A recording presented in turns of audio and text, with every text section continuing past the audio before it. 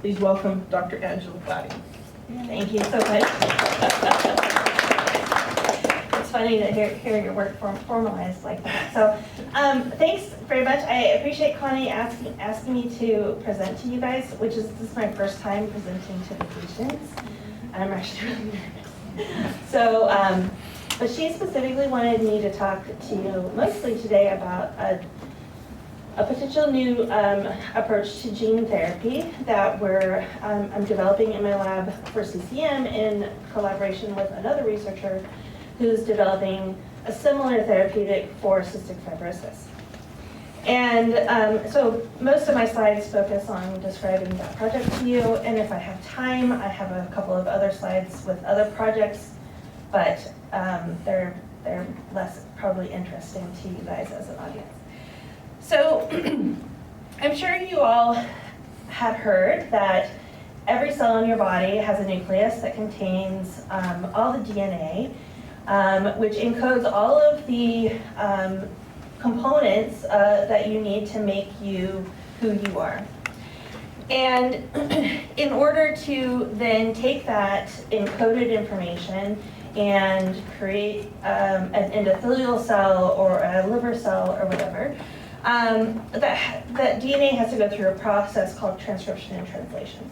And so the first part of the process is the DNA that's in your nucleus is transcribed into RNA, which is very similar. It maintains the same 4-letter code, but the RNA is more disposable than your DNA. So then the RNA leaves the nucleus, and it's then translated into a protein where every 3 of the nucleotides encodes for a single amino acid, and those get linked together to form the protein chain. And then that protein chain folds into the proteins that then go and do all the functions that you need in your cell. Now, when you have a mutation in your DNA, that mutation is transcribed into your RNA, so the RNA also has a mutation. And then that can have different effects on the protein chain. So it can cause the protein chain to stop too early, it can put the wrong amino acid in, it can cause a section of the RNA to be skipped and cause a deletion in the protein. And cells have mechanisms that are there to prevent the production of incorrect proteins, and some of those are I listed on here. So nonsense-mediated decay works at the level of the RNA to get rid of the RNA before it's made into the wrong protein. And the unfolded protein response works at the level of the protein because a lot of these mutations will affect how it folds together, and if that goes wrong, then the cell has a way to get rid of those misfolded proteins. And so in CCM, what we think happens is that the mutations, basically I think all of the mutations that we've identified in CCM cause a change in the protein expression that then leads to the degradation of the protein at either the protein level or the RNA level. And it's the absence of those proteins that then has the cellular effects that cause CCMs to form. So gene therapy, there are actually several different approaches to gene therapy. You may have heard of CRISPR, which is a gene editing approach where you add components into the cell which go into the nucleus and actually change the DNA, edit it to fix the problem. There are approaches that involve replacing genes, so they are adding extra DNA to your cells. I know that sounds kind of scary, but it's okay. It is okay. So they basically would be giving you, if you have bad copies of CRIT1, we give you a good copy, and now your cell makes protein from that good copy. The approach that we're using is a little bit different, and it acts on a different level, which is it's called suppressor tRNAs. Okay, and it works at the level of the translation from RNA to protein. So when RNA is translated into protein, here we have our RNA sequence, and each of those little shapes is a different nucleotide. And the ribosome, which is this big protein complex, comes in and it matches tRNAs, which have their own anticodon, it matches them up. So like Lego bricks sticking together. And so it matches the tRNA to the codon of the RNA, and the tRNA is carrying the amino acid. And so once the correct tRNA slots in, then that amino acid is then added to the growing protein chain. And so the ribosome will chug along the RNA sequence and put that protein chain together. Now, so specific types of mutations called nonsense mutations happen when in a protein sequence, instead of the code for the correct amino acid, you have a mutation that causes it to actually encode a stop signal, okay? So there are 3 of these stop signals that are present in RNAs, and usually they're at the end of the protein. So once the protein is made, there's the stop signal that tells the ribosome to stop, right? Some nonsense mutations cause a stop signal to occur somewhere in the middle of the protein code, okay? And then what happens is that the ribosome then stops there, and you can have 2 things that happen. One is that the cellular machinery can sense that ribosome is stalled and can come in and chew up the RNA. Or you could have a truncated protein made that would then have potentially unpredictable effects because it's not the full-length protein. Our approach is to modify nonsense mutations by stimulating the ribosome to read through that premature stop signal. And the way that we've done it is to create, we call them anticodon edited tRNAs, or ACE tRNAs. And they're edited so that they recognize this premature stop signal, but they have the amino acid attached to them. So they can come in and recognize that premature stop signal, but still get the amino acid attached, and then the ribosome will move on, right? So it sort of overcomes that premature stop. Now, this is specific for nonsense mutations, and so it will only work for a subset of CCM patients, but it's estimated to be at least 20% of CCM patients, including patients with a common Hispanic mutation, which happens to be a nonsense type mutation. And so we thought that trying this for CCM would actually would have a potentially important effect. Now, basically, I wanted to make sure that I described a little bit to you sort of the strengths and weaknesses of this work, or actually, and of gene therapy strategies alone, because I know this is really scary sci-fi sounding, and how many movies is like good gene manipulation or really bad gene manipulation, right? And so each of these approaches has pluses and minuses, and there's still a lot unknown. So I don't want to say that, you know, this is going to happen, you know, next year or 5 years from now even, but because we wanted to make sure that it's safe first. So CRISPR is great because it directly repairs the mutation right in the patient's own gene. And so that makes that the rate how that protein is or how the gene is regulated is intact, but it has to be tailored to each individual patient, which makes it expensive. It needs to be delivered to a stem cell population for it to have a long-term effect, because all your cells turn over, right? So, and there are potentially off-target effects in which maybe the editing could go and edit something that it's not supposed to. It also involves a protein expression of a protein that is potentially foreign, which could trigger an immune response. But people are working really hard to get this to work. Gene replacement is actually, there are FDA-approved gene replacement strategies. This is what provides a clean copy or a functional copy of the gene to your cell. It again, for a long-term effect, it needs to be delivered to a stem cell population. The downside is, there's two downsides. One is that sometimes the gene replacement it's such a big product that it can't be delivered as efficiently. I know I'm using vague language there, but also that you lose the innate ability. So your cell sort of loses the ability to tell that replacement gene when to be expressed and when not to be expressed. And we don't know what effect that might have. So ACE-tRNA, like CRISPR, it maintains the innate regulation of gene expression. It's a very small molecule, so we think that it's probably going to be efficiently delivered.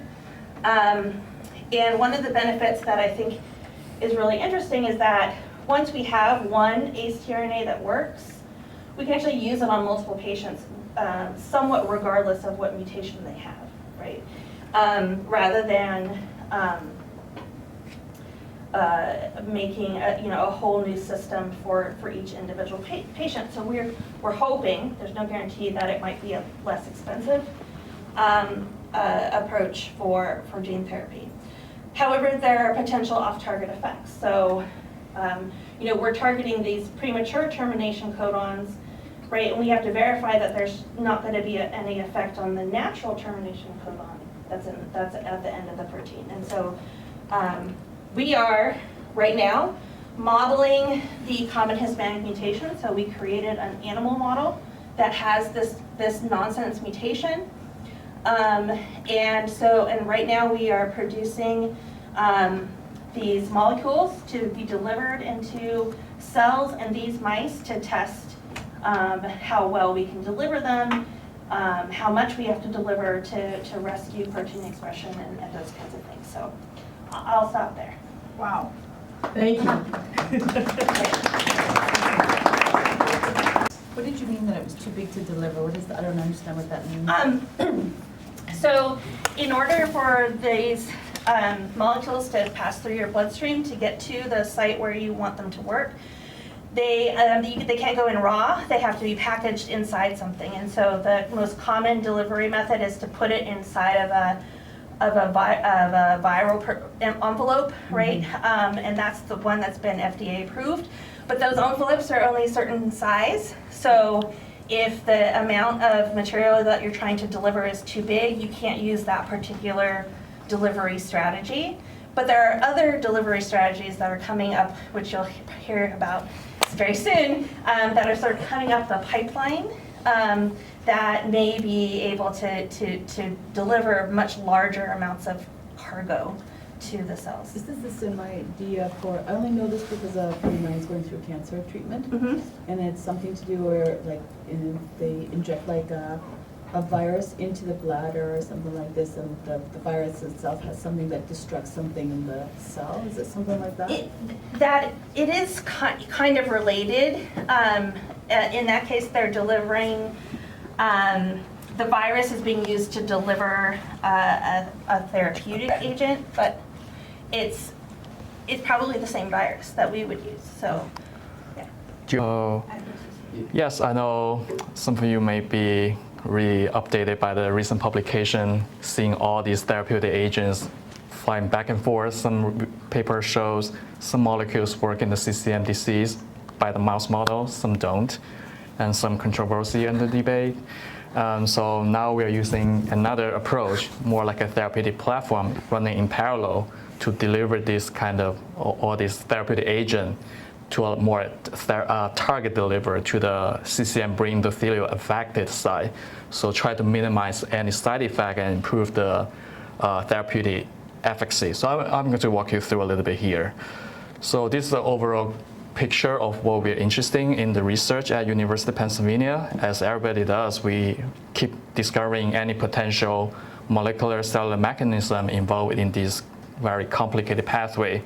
So this has been working through multiple collaborator labs with Angiogram Alliance. Now it's the Alliance to Cure Cavernous Malformation. For more than a decade, we have these kind of maps, like a summarize of the major pathway. We're studying putting the blocks and extend this knowledge in our field. And I'm invited to give an update for the target therapy using this lipid nanoparticle technology to deliver any therapeutic agent, to give a brief introduction of our recent finding. So this is the paper we recently published showing rapamycin has potential therapeutic effects in a CCM mouse model. So here we're using a very like a common genetic model that with the CCM loss of function and the PIK3CA gain of function model. So what we did is we perform a craniosnectomy and did an AAV Cre injection into the brain to cause a very regional focal CCM and PIK3CA mutation in the brain to mimic the genetic disease in the human, especially the sporadic disease in this form. So after we develop this CCM lesion and we give the rapamycin treatment, we can see the CCM growth has been successfully arrested, showing the rapamycin has potential therapeutic efficacy if we are using this clinically. The only problem or limitation that the clinicians are kind of drawback from using rapamycin is the well-known side effect. So here's a summary from the review article that map out all the potential side effects, and this is across multiple organs across the body. So one potential way to avoid this side effect is we can do the target delivery, bring the therapeutic molecules to the brain specifically rather than hitting other organs, for example, lung, liver, kidney here. So this can minimize any potential adverse effect that the patient or clinician doesn't want to see in long-term therapy. So here at Penn, we have another group of experts who is dedicating in develop this target therapy platform. And Oscar Villa and also the Drew Wiseman, which you probably know, the Nobel Prize winner of medicine in 2023, they grouped together and have shown a very powerful tool in an ischemic stroke model. Using a VCAM target lipid nanoparticles, they can successfully deliver small molecule. For example, here's dexamethasone or IL-10 messenger RNA, which is to deliver anti-inflammatory cytokines to the site of ischemic stroke model, so they can successfully prevent the further damage caused by the ischemic stroke.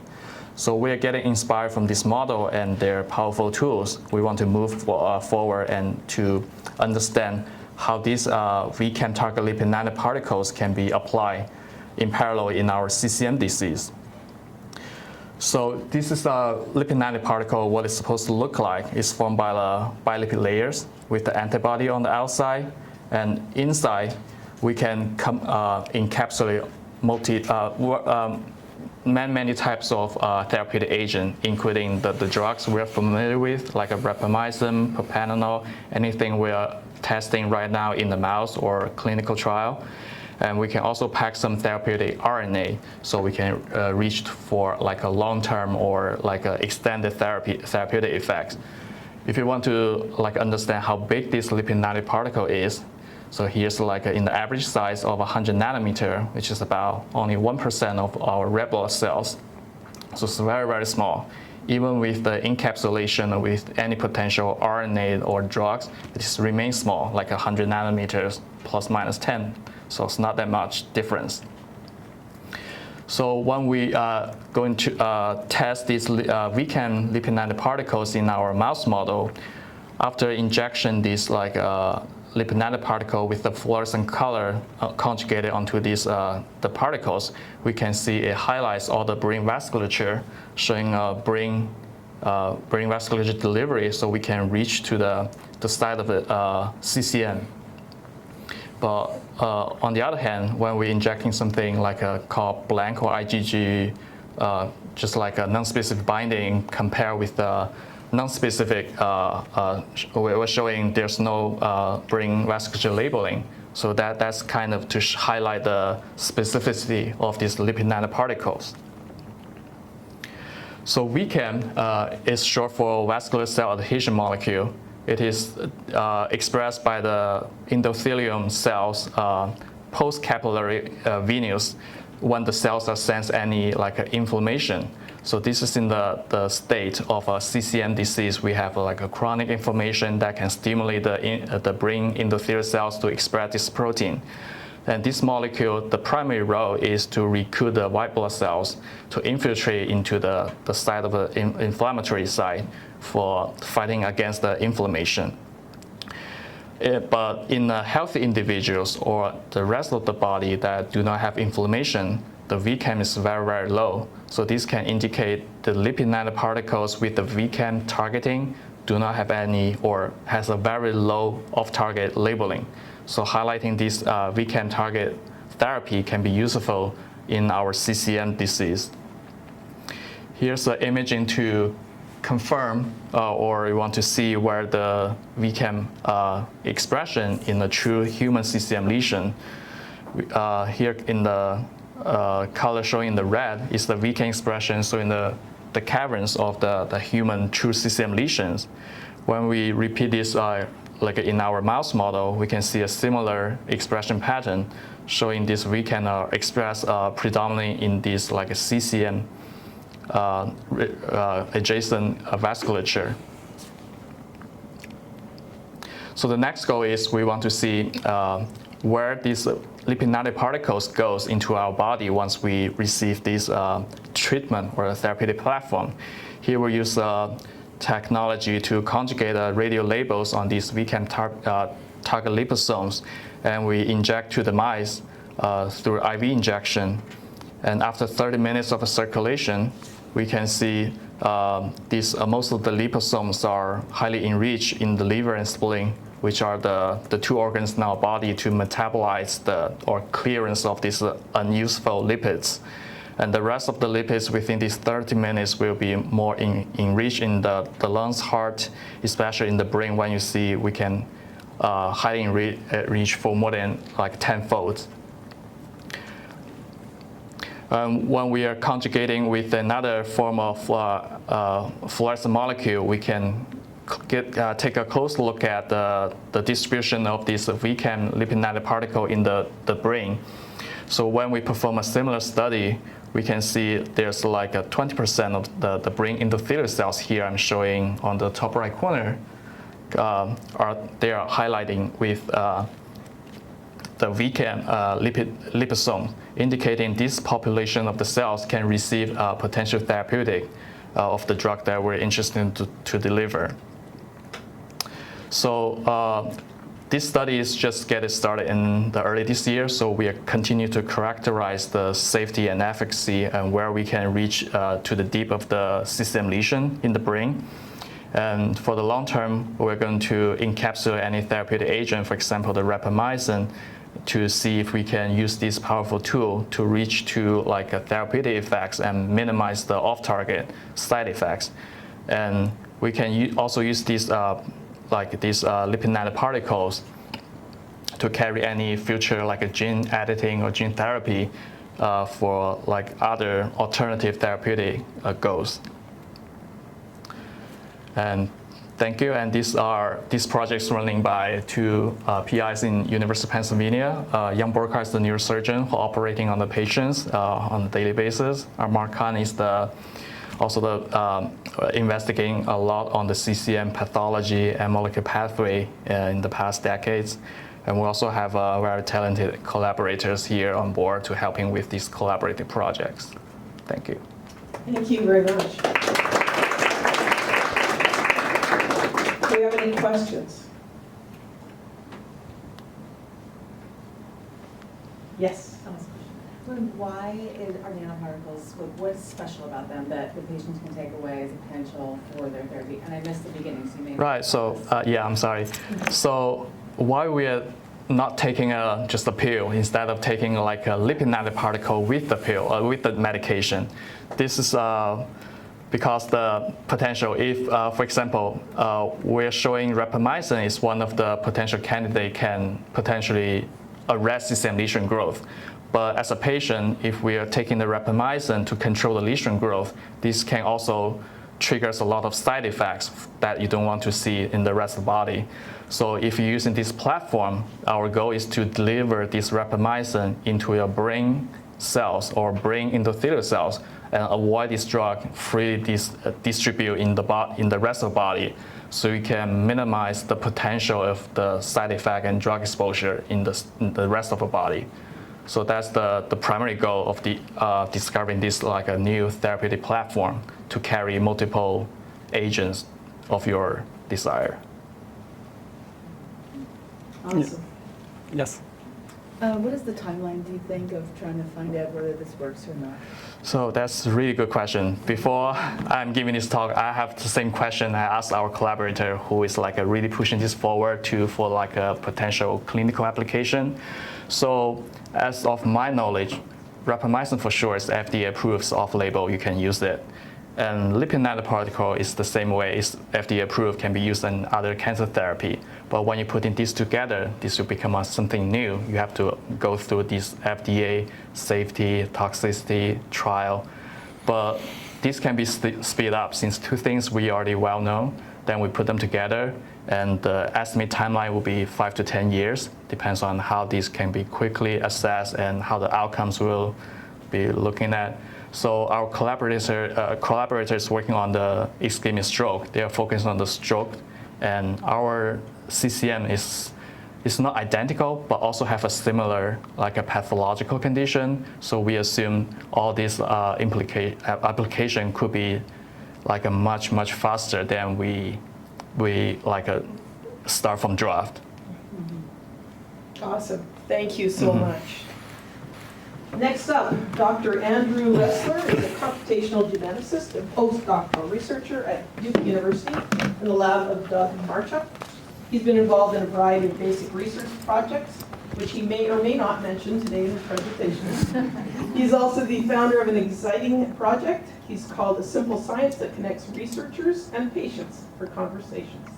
So, Dr. Ressler. Yeah, so I'm not going to talk about my science today, but I'll talk about any of it if you want me to. But I came up with this idea a year ago, which is ways to communicate between patients and scientists like we're doing today, but in an informal session. And a big part of this is the idea that nothing we do is that complicated. It just takes time to explain, especially if you don't know some of the language or the words. So a lot of the things that I was hoping to get from this is, I think it's important to scientists, and I'll tell you why.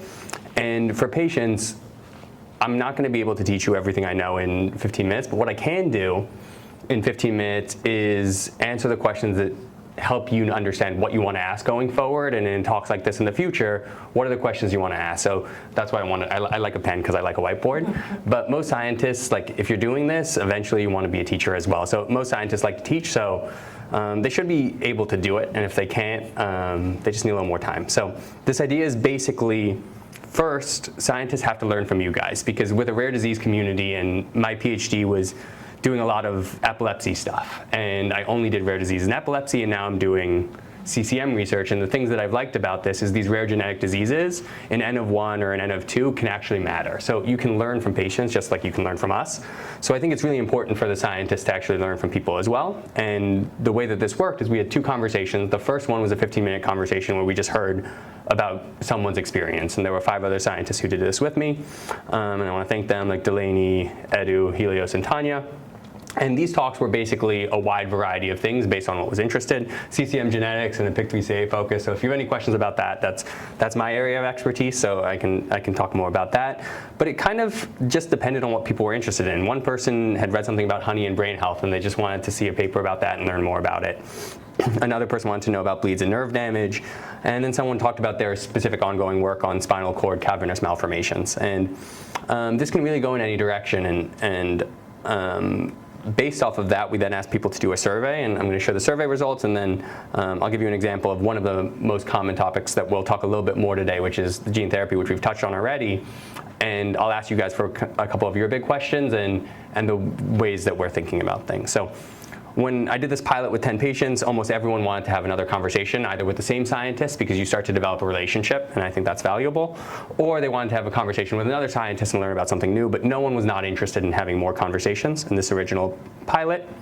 And then after that, and this is kind of the most important part, going into this, I was like, well, how are we gonna do this at the right level? And in fact, more patients said the information was too easy to understand versus too hard. So when you actually have time, and it's not even that much time, these conversations were 15 to 20 minutes, it should be at a level that people understand. And some people will be like, you know what, I actually want to go deeper into the science. And other people will be like, okay, wait, zoom out.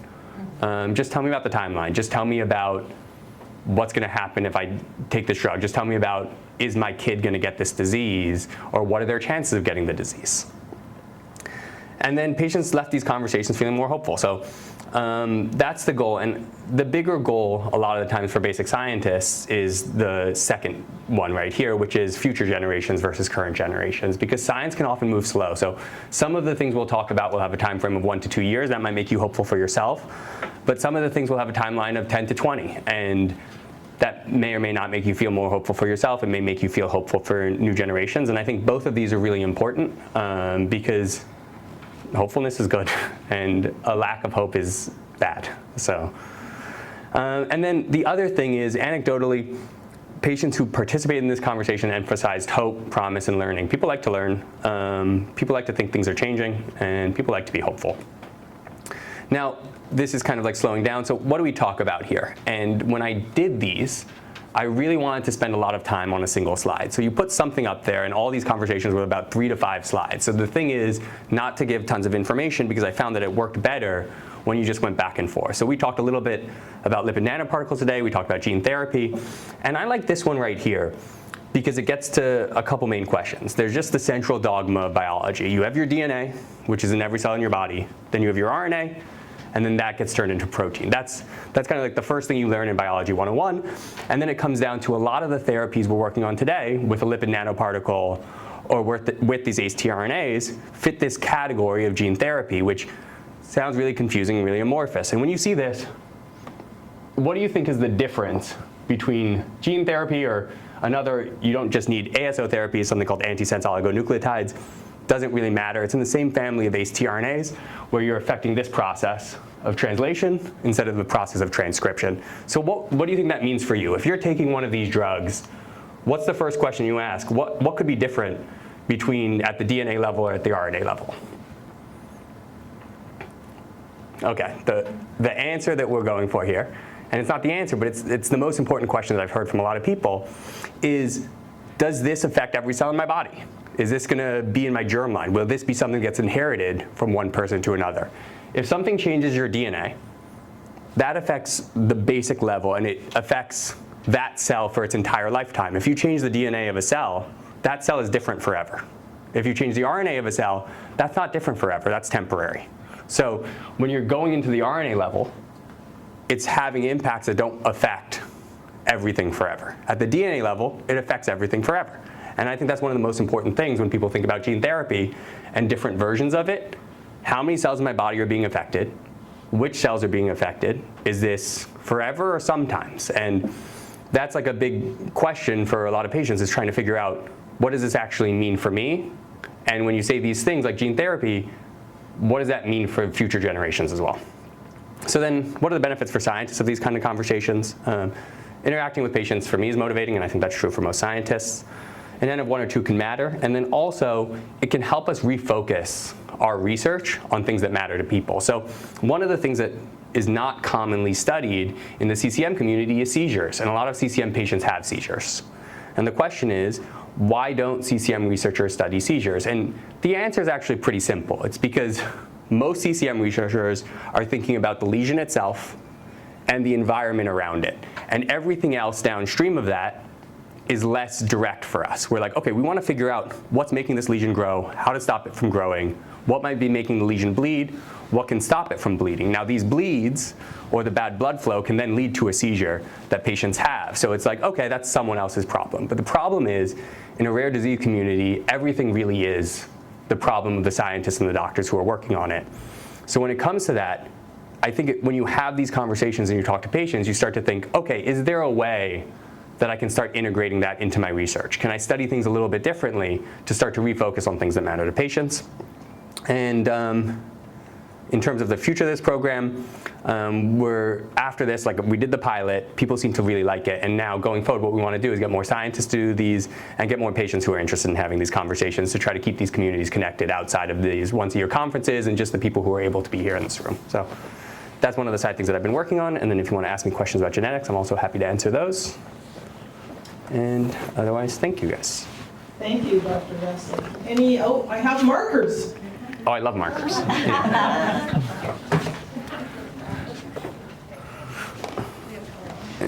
And we have colored markers. Is there Yeah. anything you want to share with us with the markers? You still have, if I look right, you still have 8 minutes.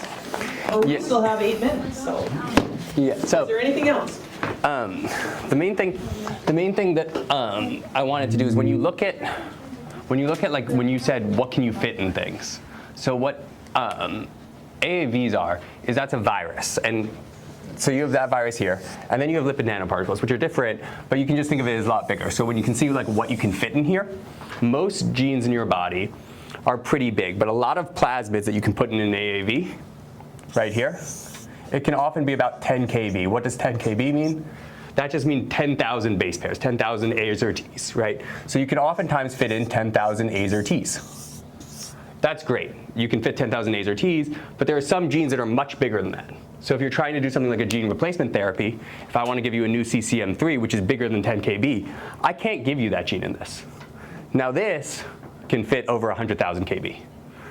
The exact capacity is unclear, but you can fit almost any gene in the body in the lipid nanoparticle. So this can fit over 100,000 things. So whatever you fit in here, you could fit about 20 to 50 of those in one of these.